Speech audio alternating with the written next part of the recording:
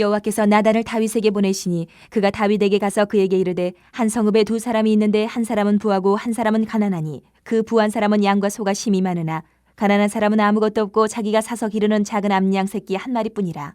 그 암양 새끼는 그와 그의 자식과 함께 자라며 그가 먹는 것을 먹으며 그의 잔으로 마시며 그의 품에 누움으로 그에게는 딸처럼 되었거늘 어떤 행인이 그 부자에게 오매 부자가 자기에게 온 행인을 위하여 자기의 양과 소를 아껴 잡지 아니하고 가난한 사람의 양 새끼를 빼앗아다가 자기에게 온 사람을 위하여 잡았나이다 하니 다윗이 그 사람으로 말미암아 노하여 나단에게 이르되 여호와의 살아계심을 두고 맹세하노니 이 일을 행한 그 사람은 마땅히 죽을지라. 그가 불쌍히 여기지 아니하고 이런 일을 행하였으니 그 양 새끼를 4배나 갚아주어야 하리라 한지라.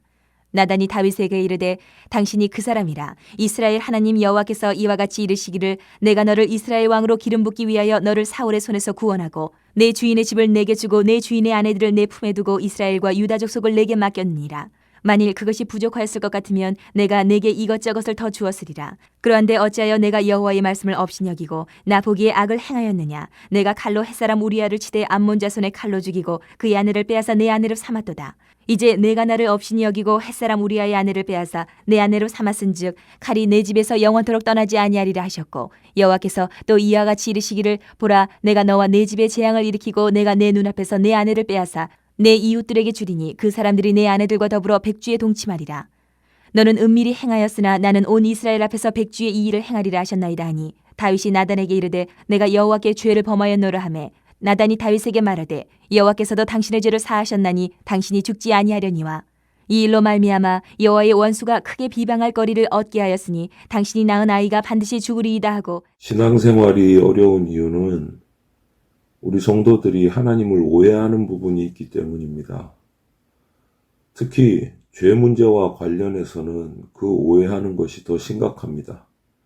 오늘 본문 말씀을 통해서 성령께서 말씀하시는 하나님의 참된 모습이 어떤 모습이 있는지 우리가 살펴보기를 원합니다. 먼저 오늘 본문의 1절에서 6절 말씀 가운데 보면 죄의 핵심인 탐심을 깨닫게 하시는 은혜를 베푸시고 있습니다. 나단은 다윗에게 비유로 한 사건을 전했고 다윗은 그 이야기를 듣고 분노했습니다. 그 비유는 양과 소가 심이 많은 부자가 자기에게 온 손님을 대접하기 위해 가난한 자의 암양 새끼를 빼앗아 잡았다는 것입니다. 다윗은 여호와께서 맹세하면서 그런 자는 마땅히 죽어야 한다고 말했습니다. 이 비유의 핵심은 마음속에 자리 잡은 탐심입니다. 탐심은 죄악의 근원이고 탐심대로 행하는 사람은 결국 심판받게 됩니다.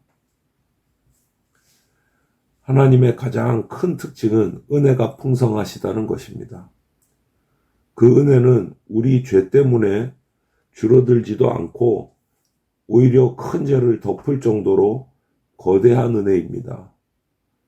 하나님은 다윗에게 나단을 보내셔서 그 비유로 그의 죄를 듣게 하셨습니다. 이로써 다윗은 탐심을 따른 사람이 그의 죄가 하나님 앞에 죽어 마땅한 것임을 깨닫게 됩니다. 하나님은 죄의 본질이 자신이 가진 것에 만족하지 않고 탐심을 따라 행하는 것이다 라는 것을 깨닫게 하십니다. 하나님은 죄의 핵심인 탐심을 드러내시며 성도가 죄를 회개하고 더 이상 탐심을 따라 죄를 짓지 않기를 원하십니다. 죄 가운데 숨어있는 탐심이 드러나서 이것을 회개하고 경계하게 되는 것은 하나님의 은혜입니다. 하나님은 이처럼 우리 죄를 깨닫게 하십니다. 이미 많은 것을 받아 누리고 있기 때문에 우리는 끓어오르는 탐심을 따라 행하지 말아야 합니다. 탐심이 바로 죄입니다. 날마다 우리는 탐심을 죽이고 가진 것에 자족하면서 그것을 누리고 감사해야 합니다. 탐심을 피하고 자족을 배우라는 것이 우리 주님의 명령입니다. 탐심을 따라 살아가는 것이 얼마나 심각한 죄인지를 깨닫게 해주시는 하나님의 은혜, 그 은혜 가운데 우리가 충만하기를 진심으로 소망을 합니다. 그리고 두 번째 은혜는 7절에서 9절을 보면 말씀을 따르도록 은사를 풍족하게 주시는 은혜입니다. 나단은 가난한 자의 양을 빼앗은 부자가 바로 다윗이라고 밝혔습니다. 다윗이 우리아를 죽이고 그의 아내를 취한 것은 하나님의 말씀을 업신여겼기 때문입니다. 다윗이 지은 죄의 본질은 하나님의 말씀을 업신여긴 것입니다. 하나님은 죄의 본질이 우리를 구원하시고 모든 것을 풍족하게 주시는 하나님을 업신여기는 것임을 깨닫게 하시는 것입니다. 하나님의 말씀을 따를 수 있도록 모든 것을 넘치게 허락하셨음에도 불구하고 하나님을 업신여기고 거역하는 것은 너무나도 어리석은 일입니다. 에덴 동산에서부터 사용한 사탄의 오래된 전략이 바로 이겁니다. 하나님을 째째하고 편협한 분으로 몰아가는 것입니다. 그래서 하나님이 너무 많은 것을 요구하시는 까다로운 분이라고 여기게 하는 겁니다.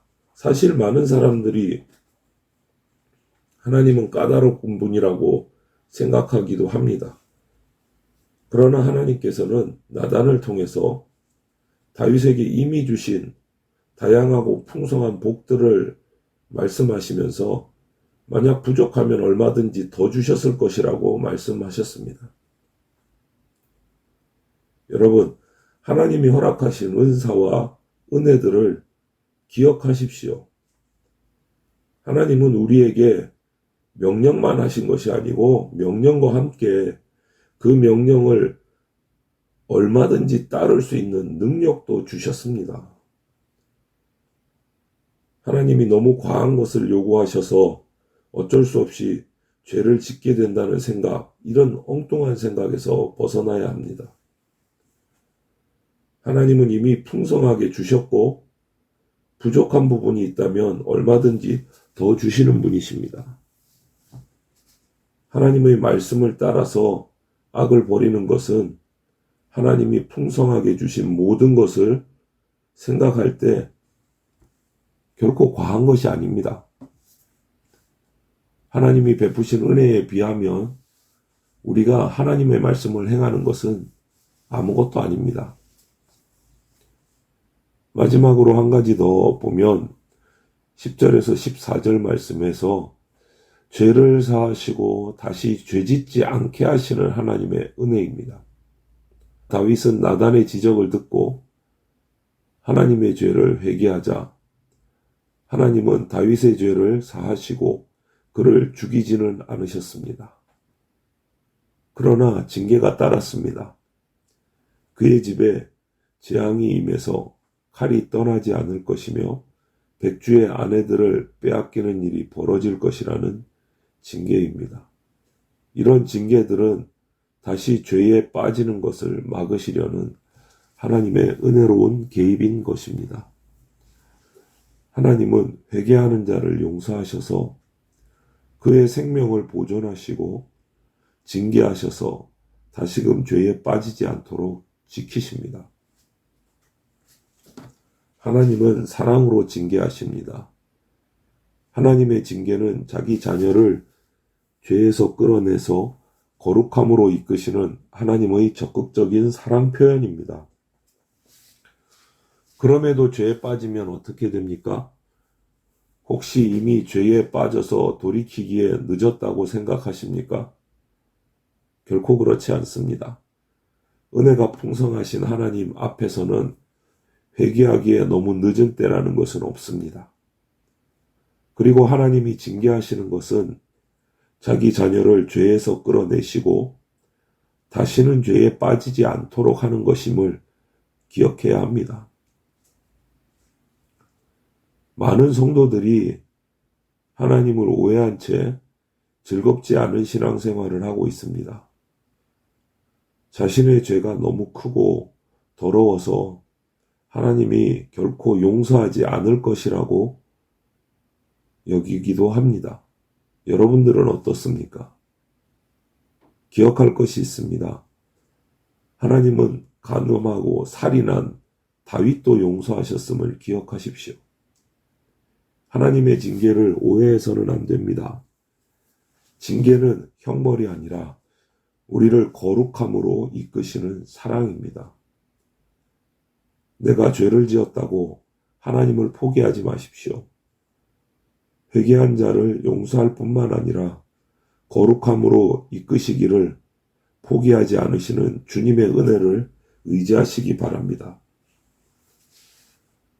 하나님은 죄 때문에 우리를 버리지 않습니다. 오히려 죄를 회개하게 하시며 거룩함으로 이끄십니다. 징계는 하나님의 사랑이라는 것을 꼭 기억하시기를 바랍니다.